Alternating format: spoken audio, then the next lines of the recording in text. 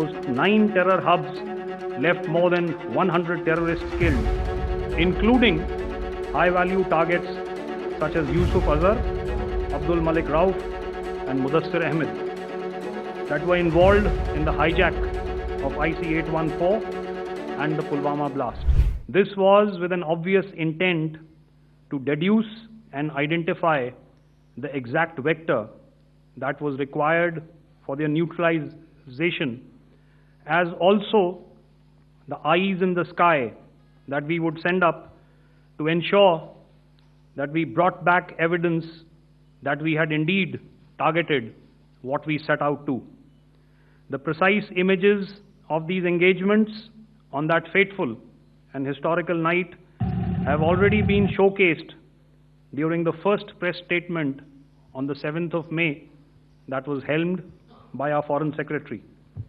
I have no doubt in my mind that we achieved total surprise, and those strikes across those 9 terror hubs left more than 100 terrorists killed, including high-value targets such as Yusuf Azhar, Abdul Malik Rauf, and Mudassir Ahmed that were involved in the hijack of IC-814 and the Pulwama blast.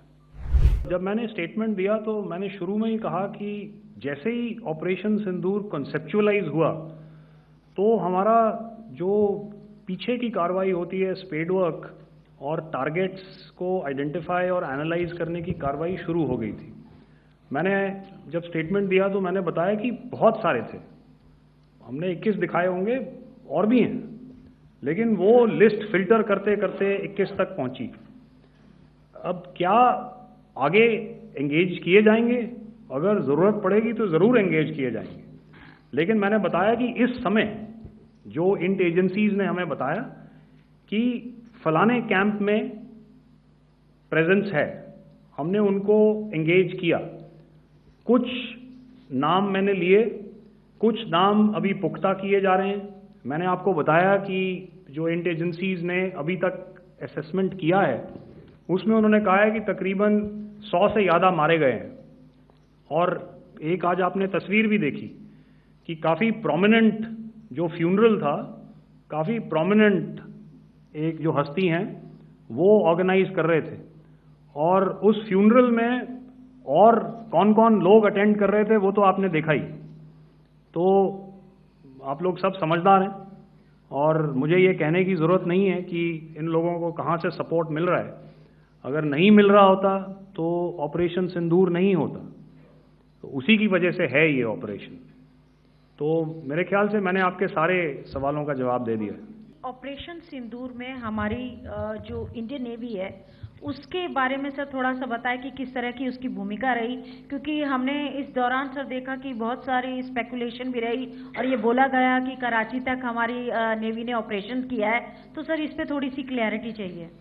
और sir हमने कौन कौन से fighter aircraft down किए हैं, अगर उसका भी थोड़ा सा क्लैरिटी मिल जाए तो अच्छा रहेगा। तो मैं आपका पहले सवाल का जवाब दूंगा। I will make few sentences and leave it for your imagination. First of all, as I mentioned, we have quantitative and qualitative edge to deliver a massive blow to our adversary, and we completely dominate in the maritime front. Indian Navy's action is part of the escalation ladder mechanism which we have worked out amongst 3 services. This time, if Pakistan dare take any action, and Pakistan knows it, what we are going to do. Okay. आपके सवाल का जवाब मैं पहले दे चुका हूं। आपके सवाल का जवाब मैं पहले दे चुका हूं, इसलिए मैं बस उस तक ही सीमित रखूंगा और इतना कहना चाहूंगा कि आने वाले दिनों में आपको खुद ही पता चल जाएगा और ऐसी बातें छुपी नहीं रहती हैं, तो पता चल जाएगा। So at this time we'll just let it be. Okay, ladies and gentlemen, we have 1 or 2 more questions, sir. So please, they are going to be outside. You can speak to them there also. 104.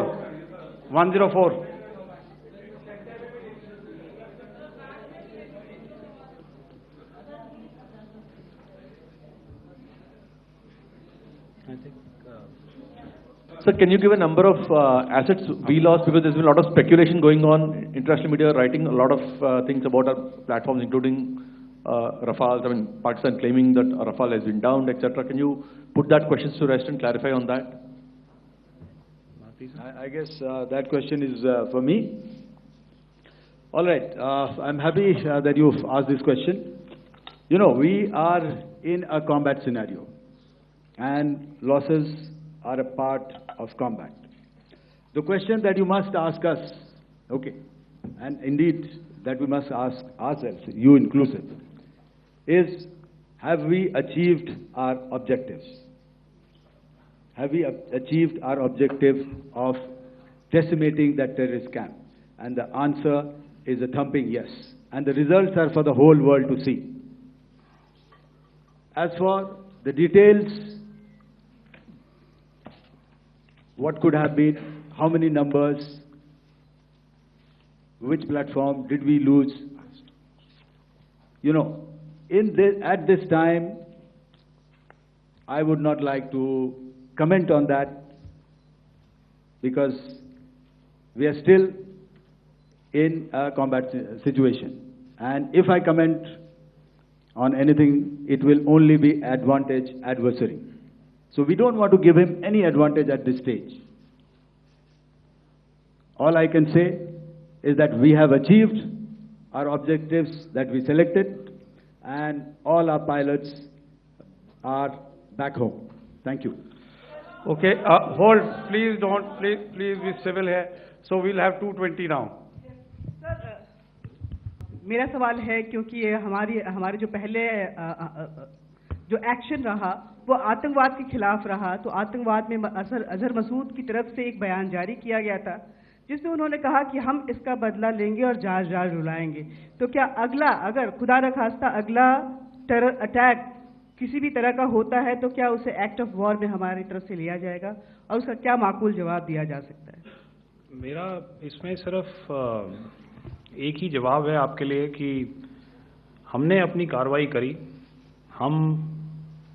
हमने उसके बाद मैंने अपने statement में भी बताया कि ये कम्युनिकेट करने की कोशिश करी कि हमने इस तरीके से ये जो स्ट्राइक्स हैं वो क्यों की। लेकिन जो हमारा एडवर्सरी है उसने जैसे मुनासिब समझा वो कार्रवाई करी। तो आपने देखा कि ये जो एक्टिविटीज़ चल रही हैं 3-4 दिन से, ये कोई वॉर से कम नहीं है। नॉर्मल सर्कमस्टांसेस में एक दूसरे देश की एयरफोर्सेस हवा में नहीं उड़ती हैं और एक दूसरे के ऊपर स्ट्राइक्स नहीं करती हैं। हर रात इंट्रूजन्स नहीं होते हैं। लाइन ऑफ कंट्रोल पर सीज फायर वायोलेशंस, आपके एक साथी ने सवाल पूछा था शुरू में, एक सीज फायर अंडरस्टैंडिंग था, वो भी जा चुका है। उस सीज फायर अंडरस्टैंडिंग के जाते जो फायरिंग हो रही है लाइन ऑफ कंट्रोल में, उसमें घुसपैठ की कोशिश हो रही है। आमतौर पर ये घुसपैठ लाइन ऑफ कंट्रोल में टेररिस्ट करते हैं, लेकिन हमें इंफॉर्मेशन है कि हो सकता है ये पाकिस्तान आर्मी की टोलियां भी हों जो हमारे पोस्ट के ऊपर खामी पहुंचाने की कोशिश कर रही हैं।